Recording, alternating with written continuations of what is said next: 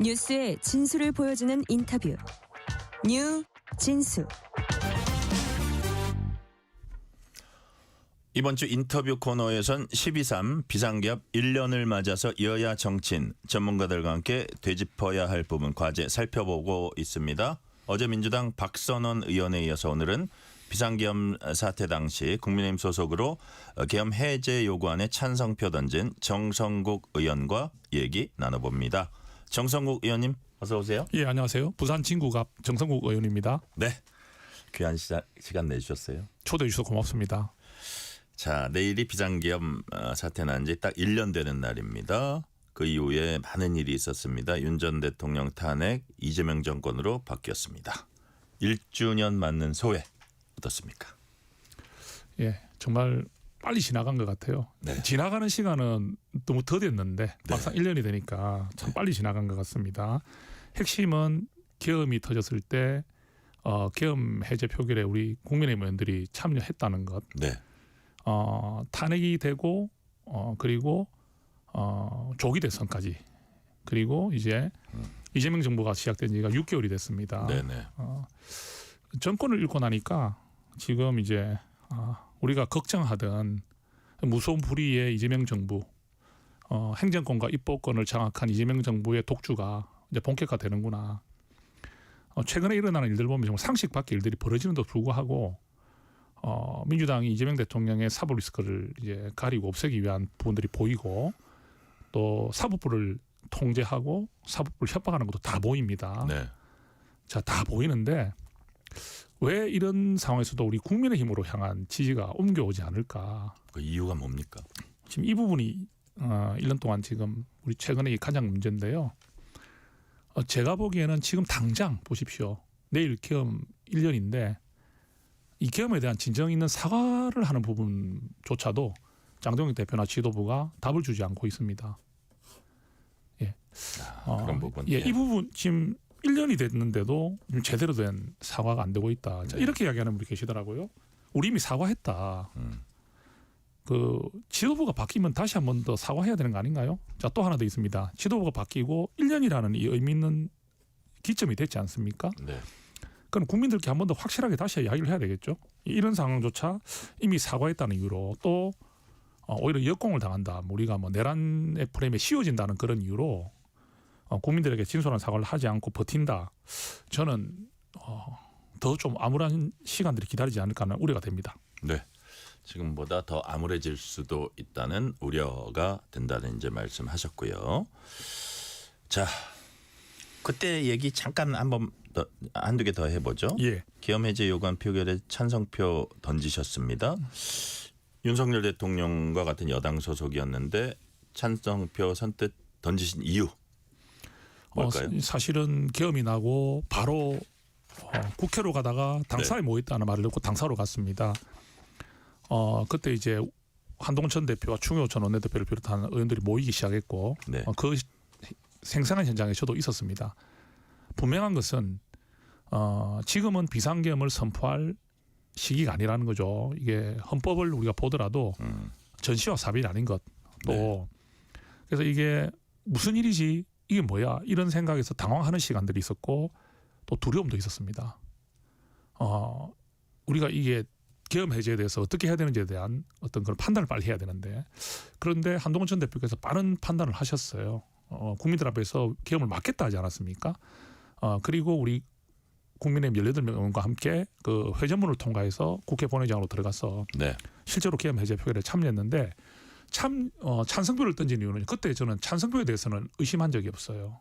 왜냐하면 국회는 계엄의 대상이 아니거든요. 그러니까 행정부와 사법부는 계엄의 대상이지만 국회는 계엄을 해제할 수 있는 권한을 가진 곳입니다. 이 국회를 군인이 들어와서 통제하는 걸 보면서 이 상황 자체는 이미 그것으로서 위헌이에요. 그러니까 이런 상황에서 계엄을 해제하는 게 맞나 아니냐는 것을 이렇게 고민할 이유가 없이 이 계엄은 위협적인 계엄이다. 이것을 국회의원들도 직감을 한 거죠. 그래서 저희가 그때 새벽 1시에 있었던 12월 4일 새벽 1시에 있었던 국회 계엄 해제 표결에 찬성표를 저도 던졌습니다. 네. 이런 얘기를 하셨어요. 정성국 의원님께서는 비상계엄 가장 먼저 막은 사람이 한동훈 당시 대표다. 지금도 그렇게 생각하고 계신 그럼요. 건가요? 그게 옆에서 생생히 봤기 때문입니다.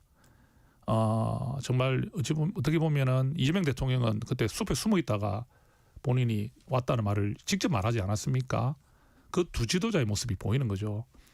여당의 대표로서 그런 판단하기가 얼마나 어려웠겠습니까? 그 국민이 먼저라는 그 자서전을 보면요, 그 마음들이 다 표현이 돼 있거든요. 저는 그때 함께 6시간 가까이를 함께 있었기 때문에 한 대표의 모습을 다 지켜봤습니다. 이런 상황에서 여당 대표로서 대통령의 우리 당이 배출한 대통령의 비상계엄을 직접 막아야 되는 그 판단과 또 그 마음이 어땠을까. 그런데 지금도 한 대표는 그 부분에 대해서는 후회한 적이 없다고 하거든요. 왜? 국민을 위해서 했다는 거죠. 만약 계엄이 그 몇 시간 안에 끝났기 때문에 뭐 자고 일어나 보니까 계엄이 있었네 이런 국민들도 계셨지 않겠습니까? 제법. 그런데 이게 만약에 계속 연결이 되어서 다음 날까지 연결했다 치면 이건 분명히 유혈 사태가 났을 것이다. 자, 국회로 몰려드는 국민들과 네. 군인들과의 충돌. 이것을 그럼 우리가 가지는 그 국가 신인도라든지 모든 것들이 과거 40년 전으로 돌아가는 이 상황을 한동훈 전 대표는 머릿속에 그린 거죠. 그래서 그때 한동훈 전 대표가 정말 앞장서서 계엄을 막겠다 했고 네. 여당 대표로서 우리 국민의힘 의원들과 함께 국회 본회의장에 들어가서 그 상황을 이끌었다. 이렇게 지금도 생각하고 있습니다. 네. 비상계엄 선포 1년 맞은 지금 국민의힘 내부에선 당이 과연 어떤 스탠스를 취해야 할지 이 문제를 놓고 지금 갈등이 표출되고 있거든요. 네. 앞에도 이제 조금 말씀하시고 제가 또 뒤에서도 또 비슷한 질문이 연결되는 질문이 나오기는 하는데 자, 이 상황은 그러니까 어떻게 좀 앞으로 어떻게 이 상황을 극복해 나가야 하는가에 대한 시각의 차이 같은데 당내 갈등이 어떻게 좀 이렇게 잘 하나로 뭉칠 수 있는 해법 어떤 뭐 전환점 이거는 어떤 게 있을 수 있다고 보세요? 그 부분은 우리 전종식 앵커님 가르쳐 주셨으면 좋겠어요. 모르니까. 제가 오늘 밤에 좀 연구해서 내일. 저한테 전화 주시면 너무 감사할 것 같아요. 예. 해법이 안 보입니다. 아 그래요? 자, 왜 안 보이냐면요. 일단 장동혁 대표가 우리가 말하는 강성지지층의 지지를 받아서 당대표가 됐잖아요. 네. 그 강성지지층은 아직까지 윤 의견을 외치고 있고 다수가 그리고 계엄에 대한 사과를 하지 말라고 하고 있습니다. 저에게도 문자가 옵니다. 사과하지 말라고. 그런 문자들이 오고 있습니다. 그러면 강한 워딩도 있습니까? 그렇죠. 읽기가 곤란할 정도의 글들도 있습니다. 그런데 그 장동혁 대표가 그런 태생으로 당대표가 됐기 때문에 이분들의 지지를 잃어버리게 되면 본인이 이제 정치적인 위기가 온다고 생각하는 것 같습니다. 사실 당내 기반도 약하고 또 그분을 장동혁 대표가 또 압도적 승리를 한 게 아니잖아요. 그 김문수 후보와 거의 차이가 거의 없었죠. 거의 2,000표 차이였고 또 그 당시 때 여론조사도 우리가 말한 그 여론조사 중에서 20%밖에 반영이 안 됐지만 어찌 보면 국민 여론 그 보수와 그 무당층을 하는 국민 여론에서는 김문수 후보가 압도적으로 높았거든요. 60대 40 정도로. 그러면 강성지층의 지지를 받아낸 게 맞습니다. 그러다 보니까 이것을 놓치지 않는 상태에서 중도로 가려고 하다 보니까 이게 안 되는 거죠. 현실과 부딪히는 거죠. 그래서 어떻게 보면 중도로 가는 것처럼 뭐 당직을 맡기기도 하고 이야기를 하다가도 갑자기 뭐 윤석열 전 대통령이 면회를 갚는다든지 또는 갑자기 또 우리가 황교안이다 발언을 해버린다든지 이런 것들이 결국은 한 번씩 그 강성지층의 마음을 붙잡아야 되는 그런 액션이 필요했던 것 같아요. 근데 이게 바로 조금씩 오려고 하던 중도의 마음들이 다시 다 되돌아가 버리고 역시 국민의힘은 저런 스탠스고 국민의힘은 과거와 전환이 못한다는 인식을 계속 주니까 네. 지금 여기서 딱 부딪혀서 앞으로 한 발짝도 못 나가고 있는 상황 아닌가. 저는 지금 우리 현실을 그렇게 보고 있습니다. 자, 지금 아까 잠시 말씀하신 윤 어게인 얘기한 사람들 그다음에 비상계엄은 잘못됐지만 또 윤 전 대통령 탄핵은 부당하다 이렇게 말씀하시는 분들도 있고 계세요. 국민의힘 내에 여러 스펙트럼이 있습니다. 예. 이런 분들과 단절해야 미래가 있다 이렇게 보시는 거죠. 이건 좀 그렇게 생각해요. 계엄에 대해서는 그래도 의원들이 다수가 분명히 잘못했다 하고 사과 필요하다 하고 합니다. 네. 그런데 탄핵에 대해서는 아직까지도 의견이 분분하고 자신들의 생각이 분명히 있는 것 같아요. 네. 탄핵이 해서는 안 됐었다. 탄핵이 필요했다. 그런데 이거는 근데 우리가 그게 약간 논리적 모순에 빠지지 않나요? 그렇죠. 그렇게 되면? 그렇죠. 그러니까 네. 이게 이제 감정의 문제가 들어가는 거죠. 뭐냐면 논리적으로는 맞지 않는데 우리가 박근혜 전 대통령 탄핵 사건으로 문재인에게 대통령 정권을 넘겼을 때 적폐청산의 대상이 돼가지고 보수가 괴멸 위기를 받지 않습니까? 예. 그 현실을 보다 보니까 논리적으로는 안 맞는데 우리가 이렇게 윤석열 전 대통령 탄핵을 시킴으로 인해서 이재명 사법 리스크가 있는 이재명 정권을 대통령이 정권을 그냥 넘겨준다는 이 마음이 과거 그 우리 2016년에 17년에 겪었던 글들이 소환되면서 네. 다시 우리 보수가 괴멸할 수 있는 위기가 있다는 이런 부분들, 그 아픔, 감정들이 이제 묻어 있는 거죠. 그러다 보니까 논리적으로는 안 맞는데 지금 그런 생각을 자꾸 듣는 의원들도 그 우리 당원들이나 그런 의견들을 무시할 수가 없는 거 아니겠습니까? 분열이 독이다 뭐 이런 건가요? 그렇죠. 그런 인식인가요? 그런 인식도 있는 네, 거죠. 네. 그래서 이렇게 정리했으면 좋겠어요. 탄핵에 대해서는 헌법재판소가 탄핵 판결을 내렸지 않습니까? 네. 그걸 존중하면 됩니다. 존중하면 되고요. 그래서 저는 우리 당이 아직 1년 동안도 이 부분에 대해서 아직까지 전혀 서로 간의 어떤 마음의 공감이나 이 의견이 좁혀지는 과정보다 오히려 지금 더 벌어지고 있는 부분들에 대해서 너무나 가슴 아프고 안타깝게 생각합니다. 네.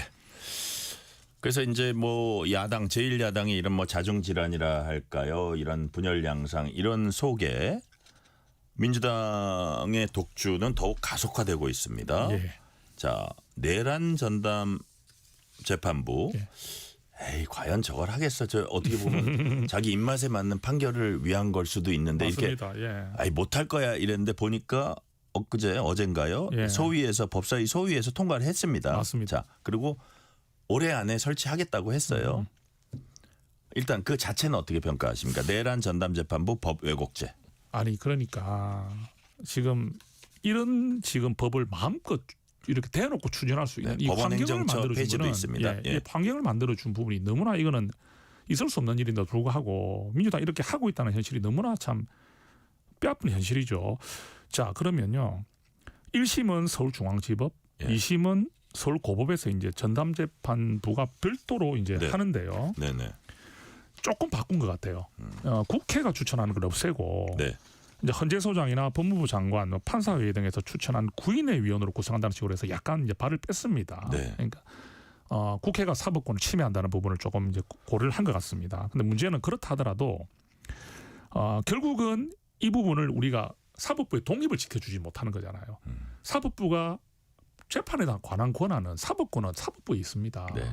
헌법 101조이랑. 그렇죠. 예. 우리가 헌법을 밑에 두고 이것을 법률로 바꾸는 부분이 그래서 우리가 위헌 법률 심판이라는 게 있지 않습니까? 네네. 그래서 저는 이거는 위헌 법률 심판 대상이라 보고요. 법 왜곡죄 같은 경우도 판사가 그러면 지금 이게 얘인 것 같아요. 지기현 판사가 혹시 윤석열 전 대통령 1심에서 예. 좀 민주당이 생각하지 않는 그런 논리를 앞세워가지고 내란을 죄를 인정하지 않을 때 이때 법 왜곡을 했다고 하기 위해서 하는 것 같습니다. 법 왜곡죄라는 게 1차적으로는 그게 그게 목표다. 목적인 것 같습니다. 예, 예. 그렇지 않고는 지금 이렇게 무리하게 지금 이 시기에 할 이유가 없잖아요. 지금 지기현 판사의 그 1심에 대한 대응책으로 이렇게 하는 것으로 저는 보이고요. 법 왜곡죄의 1차 대상 그러니까 예비 대상이죠. 예, 예. 예비 대상은 지기현이다. 지기현의 1심이다. 예. 윤석열 대통령을 할 1심이다. 전 대통령. 그리고 법원행정처 같은 경우도 네. 법원행정처는 어찌 보면 법원의 인사, 예산, 징계 이런 거를 다 관장합니다. 네. 이것을 다수 외부 위원이 포함된 분들이 결정한다? 그러면 이 법원의 독립이라는 건 없는 거죠. 그래서 우리가 늘 말하는 상권 분립의 이 민주주의의 정신을 정면으로 위반하는 일을 대놓고 하는 네. 이런 민주당의 모습도 참 가관이지만 이거를 제대로 막지 못하고 국민 여론을 가져오지 못하는 국민의힘의 이 현실도 너무나 지금 문제가 크다. 무기력하다. 예, 무기력하고요. 싸우면 어떻게 싸우면 좋을까요? 싸우자 하는데 매일 360을 계속 장애 집회한다고 이거 막을 수 있습니까? 막을 수 있는 방법은 국민의 마음을 얻어서 선거에서 이겨야 됩니다. 네. 그 수밖에 없습니다. 민주주의는요. 국민의 선택을 받아서 선거에서 이기는 것 외에는 이재명 대통령 끌어내고 싶다고 말하지만 끌어낼 수가 없습니다. 왜 현실에 안 되는 일을 자꾸 구호로 외치면서 자꾸 사람들 자극만 하는지 모르겠어요. 네.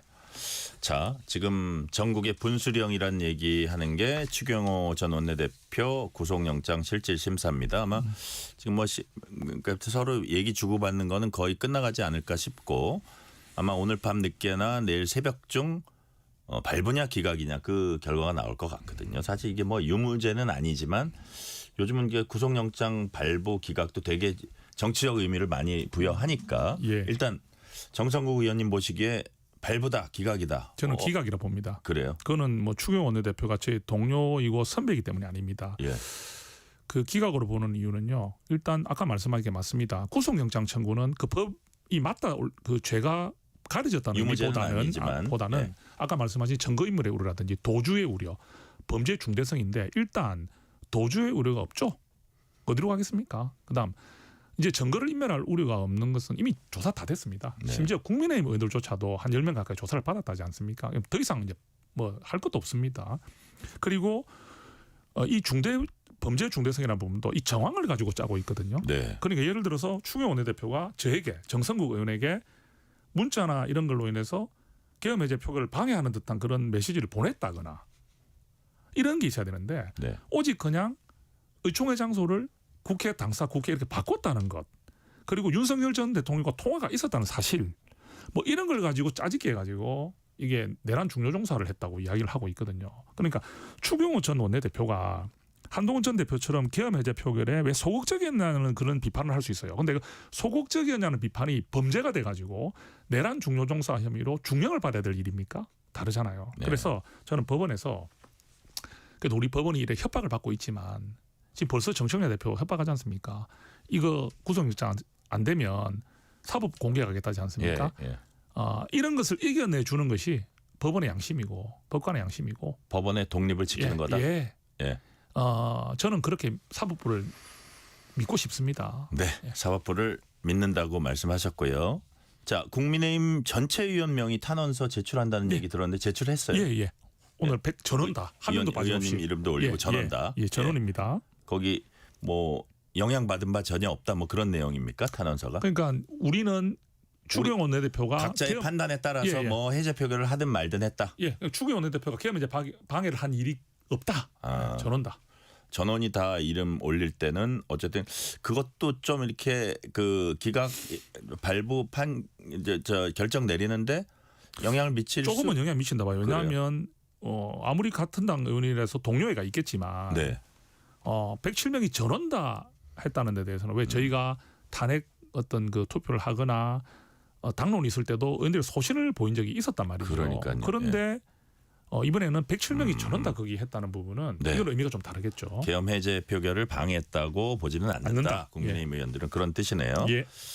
자, 민주당은 추경호 의원 구속영장이 뭐 기각되면 법원에 대해서 이건 조희대 사법부가 문제 있는 거다. 그래서 내란 전담 재판부라든지 이런 뭐 이른바 사법개혁 더 가속화할 거다 이랬고 발부되면 아마 정당 해산, 제1야당 정당 해산 요구가 커질 것이다 이런 논리를 내놓고 있거든요. 예. 의원님 보시기에 실제로 꼭 뭐 발부가 아니더라도 어떤 포인트를 잡아서 민주당은 국민의힘 정당 해산에 나선다. 물론 이거는 청구는 아마 법무부나 이 정부 쪽에서 하는 걸로 돼 있지만 그런 상황이 실제로 벌어질 거다라고 예측하십니까? 저는 그 가능성이 높진 않지만 네. 없다고 생각하지는 않습니다. 그래요? 않습니다. 왜냐하면요. 내년 지선을 앞두고 네. 민주당이 조금 어려운 시기가 올 수도 있습니다. 예를 들어서 국민의힘이 지금 이렇게 가고 있지만 네. 또 어느 순간에 우리가 전체가 위기를 느끼면서 우리 당이 좀 변화되는 모습을 보이거나 네. 국민에게 진정성을 좀 더 줄 수 있는 액션이 나온다거나 또는 민주당이 더 큰 실착을 쌓아갈 때 어떤 좀 전환의 계기, 국민의힘의 지지율이 황성하면서 민주당의 지지율이 좀 꺾이는 이런 이 앞으로 6개월 안에는 있을 수 있다고 생각합니다. 예, 이럴 예. 때 민주당이 쓸 수 있는 카드가 뭐가 있습니까? 위원정당 해산 카드잖아요. 정부를 통해서 해라고 압박하는 거죠. 예. 그래서 이거는 확률은 낮지만 없는 카드는 아닙니다. 저는 그렇게 봅니다. 분명히 항상 주머니 속에 넣어두고 있는 카드다. 예. 이거를 하면 일단 언론은 조명할 수밖에 없고 네. 그리고 이 부분에서 국민의힘도 어느 정도는 긴장할 수밖에 없습니다. 그죠? 어쨌든 그게 진행되면 지방선거를 온전히 총력을 모아서 치를 수 있나? 이런 약간 걱정도 들 것 같아요. 그런 반면에 또 민주당 입장에서의 역풍도 뭐 불가능하진 않을 것 같고 아주 복잡할 것 같습니다. 그 역풍이 있긴 한데 민주당은 역풍을 걱정하는 것보다는 감행할 가능성이 높습니다. 그래요. 왜냐하면 이 위원정당 해산 신청을 할 수 있다는 것을 지금 지속적으로 이야기를 하고 있습니다. 네. 특히 당 대표가 예. 얘기를 많이 그럼 하죠. 국민들이 바라볼 때 저 전철은 뭐 있는 건가? 뭐 저렇게 민주당이 나가겠네? 이렇게 봤을 때 그게 민주당이 던질 수 있는 카드는 되겠죠. 그래요. 예, 저는 그래 보기 때문에. 그런데 이게 하나 모순은 있습니다. 확실히 예. 하나만 짚어드리면 네. 저희 국민의힘이 한동훈 전 대표 18명의 의원들이 계엄 해제 표결에 참여하지 않았다면 상당히 위험할 수 있지만 국민의힘의 당대표와 그 18명의 의원이 계엄 해제를 했지 않습니까? 네네. 그럼 국민의힘을 위원정당으로 할 수 없는 거죠. 그 숫자가 18명이라 해서 지금 국회 교섭단체 구성 인원이 20명 아닙니까? 지금 원내대표 갖고 막 집중 겨냥을 하는데 당대표가 그 당시에 주도를 해서 저 해제 표결을 주도했다. 예. 그리고 직접 의원이 18명이라면 그 국회 교섭단체 20명에 가까운 네. 작은 숫자가 아닙니다. 그 네. 숫자가 계엄 해제에 동참했다는 거죠. 또 더 중요한 것은요. 저희들이 처음 들어갔을 때 100명도 채 안 됐어요. 민주당 의원들이. 네. 그때 저희가 들어간 18명은요. 완전 구세주와 같은 역할이었습니다. 그런 국민의힘의 역할을 어떻게 폄하할 수가 있습니까? 그렇죠. 자, 그렇다면 이제 이게 뭐하고 연결되냐면 과연 국민의힘이 지금 어떤 스탠스를 취해야지 이제 한 단계, 세 단계 이제 더 앞으로 나아갈 수 있냐 이런 얘기인데 앞에 우리가 좀 얘기를 나누기는 했습니다. 그래서 최근 이제 당대표 강경투쟁 대여 강경투쟁 방점이 찍혀 있어 보이는데 자, 뭐 지금 장동혁 대표는 일단 지지층 다진 다음에 외연 확장하자 하는데 만약에 지금 정성국 의원님 말씀하신 대로 뭐 우리가 뭐 고개를 숙인다고 해서 그게 내란 정당 해산의 어떤 빌미가 되지 않는다고 한다면 조금 더 과감한 사과와 뭐 절연과 이런 것들을 꾸준히 하고 조금 더 진심 어리게 하면 국민들은 마음을 열 수 있다 이렇게 보시는 거예요? 사과는 그 100번 하는 것보다 기회가 왔을 때 진정성 있게 하는 게 중요합니다. 국민들이 지금까지 서쳐 지나갈 때 저희들이 뭐 우리 앞에 있던 뭐 지도자들, 뭐 김무조 전 대선 후보나 이런 분들도 다 김용태 전 비상대책이냐 이런 분들도 사과했거든요. 네. 근데 그런 건 기억을 잘 안 해요. 그런데 계엄 1년이라는 이 엄중한 시기에 타이밍이 딱 온 거예요. 모든 언론이 집중해주고 국민들이 관심 가질 때 정말 진정성 있는 의미를 담아서 사과를 하면 이제는 지켜봅니다. 그리고 제가 턴을 해주면 됩니다. 그 기점으로 저희들이 중도나 국민을 바라보는 쪽으로 좀 강성지지층의 비판을 좀 감수하더라도 나가주면 그다음에 이제 국민들이 어쨌든 제1야당의 행보를 보는 건가요? 보게 되면. 그런데 그 의미에 반드시 들어가야 될 게 윤 의견이라든지 부정선거론과는 절연한다는 의미도 반드시 포함이 돼야 되고 또 있습니다. 수권 정당으로서의 역량, 비전을 제시해야 됩니다. 비전이나 정책적 역량? 그것도 제시하는 것이 저희들에게 필요하다.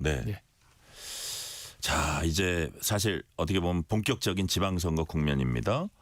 이제 정성국 의원님께서는 친한동훈계로 이제 분류되고 있고요. 얼마 전 인터뷰에서 한동훈 역할로 언급했습니다. 그때 워딩을 보니까 임진왜란 때 선조가 이순신 장군을 좋아하진 않았지만 이순신 장군의 승리 전략을 보고 기용할 수밖에 없었다 이런 말씀을 하셨어요.